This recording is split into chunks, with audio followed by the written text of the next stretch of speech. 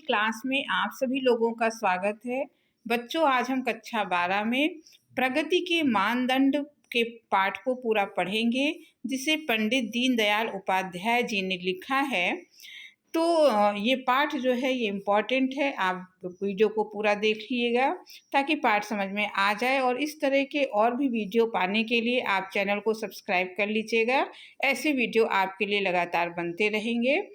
तो शुरू में इस पाठ का परिचय दिया गया है। प्रसिद्ध समाजवादी विचारक पंडित दीनदयाल उपाध्याय समाज और देश की प्रगति के लिए समाज की सबसे पिछली पंक्ति में खड़े अंतिम व्यक्ति को सबसे महत्वपूर्ण मानते थे।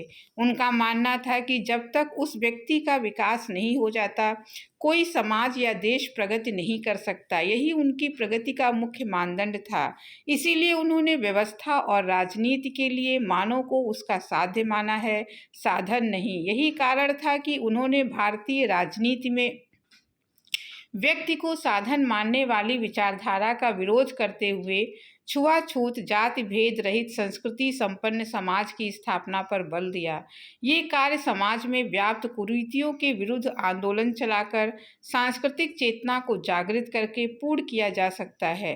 प्रस्तुत पाठ प्रगति के मानदंड में पंडित दीनदयाल उपाध्याय ने इसी का विवेचन किया है। अब यहाँ से आपका पाठ शुरू होता है।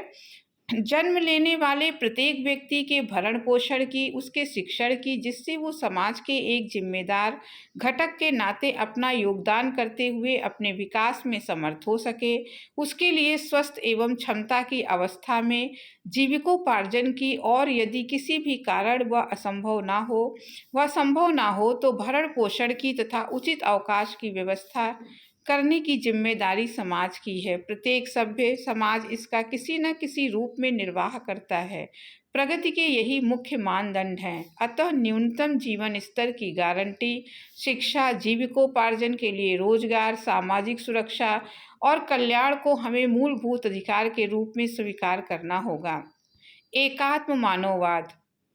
हमारी संपूर्ण व्यवस्था का केंद्र मानव होना चाहिए, जो यत पिंडे तद ब्रह्मांडे के न्याय के अनुसार समष्टि का जीव मात्र प्रतिनिधि एवं उसका उपकरण है। भौतिक उपकरण मानव के सुख के साधन है, साध्य नहीं। जिस व्यवस्था में भिन्न रुचि लोक का विचार केवल एक औसत मानव से अथवा शरीर, मन, बुद्धि, आत्मा युक्त अनेक ऐषणाओं से प्रेरित पुरुषार्थ चतुष्टयशील पूर्ण मानव के स्थान पर एकांगी मानव का ही विचार किया जाए, वह अधूरी है। हमारा आधार एकात्म मानव है, जो अनेक एकात्म मानववाद, इंटीग्रल ह्यूमनिज्म के आधार पर हमें जीवन की सभी व्यवस्थाओं का विकास करना होगा। आह्वान।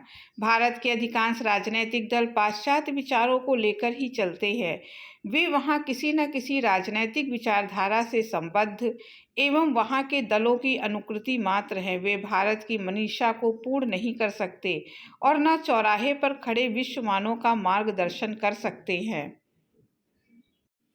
भारतीय संस्कृति के प्रति निष्ठा लेकर चलने वाले भी कुछ राजनैतिक दल हैं, किंतु वे भारतीय संस्कृति की समानता को, सनातनता को उसकी गतिहीनता समझ बैठे हैं और इसलिए बीते युग की रूढ़ियों अथवा यथास्थिति का समर्थन करते हैं। संस्कृति के क्रांतिकारी तत्व की ओर उनकी दृष्टि नहीं जाती। वास्तव में समाज में प्रचलित अनेक कुरीतियां, जैसे छुआछूत, जाति भेद, दहेज, मृत्यु भोज, नारी अवमानना आदि भारतीय संस्कृति और समाज के स्वास्थ्य के सूचक नहीं, बल्कि रोग के लक्षण है। भारत के अनेक महापुरुष, जिनकी भारतीय परंपरा और संस्कृति के प्रति अनन्य निष्ठा थी, इन बुराइयों के विरुद्ध लड़े। आज के अनेक आर्थिक और सामाजिक विधानों की हम जांच करें तो पता चलेगा कि वे हमारी सांस्कृतिक चेतना के क्षीण होने के कारण युगानुकूल परिवर्तन और परिवर्धन की कमी से बनी हुई रूढ़ियों, परकीयों के साथ संघर्ष की परिस्थिति से उत्पन्न मांग को पूरा करने के लिए अपनाए गए उपाय अथवा परकीयों द्वारा थोपी गई या उनका अनुकरण कर स्वीकार की गई व्यवस्थाएं मात्र हैं। भारतीय संस्कृति के नाम पर उन्हें जिंदा रखा जा सकता एकात्म मानव विचार भारतीय और भारतबाह्य सभी चिंतन धाराओं का सम्यक आकलन करके चलता है, उनकी शक्ति और दुर्बलताओं को भी परखता है और एक ऐसा मार्ग प्रशस्त करता है जो मानव को अब तक के उसके चिंतन, अनुभव और उपलब्धि की मंजिल से आगे बढ़ा सके। पाश्चात्य जगत ने भौतिक उन्नति तो की, किंतु उसकी आध्यात्मिक अनुभूति पिछड़ गई। भारत भौतिक दृष्टि से पिछड़ गया, इसीलिए उसकी आध्यात्मिकता शब्द मात्र रह गई। नाय आत्मा बलहीनेन लभ्या, अशक्त आत्मा अनुभूत नहीं कर सकता।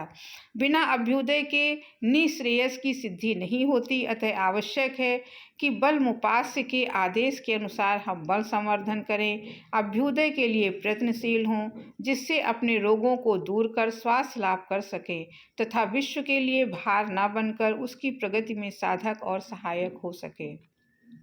तो बच्चों, आपको ये पाठ अच्छे से समझ में आ गया होगा। आपको अच्छा लगा हो तो सब्सक्राइब कीजिएगा, लाइक कीजिएगा, शेयर कीजिएगा। अब अगले टॉपिक में फिर किसी और टॉपिक के साथ मिलेंगे। तब तक के लिए धन्यवाद।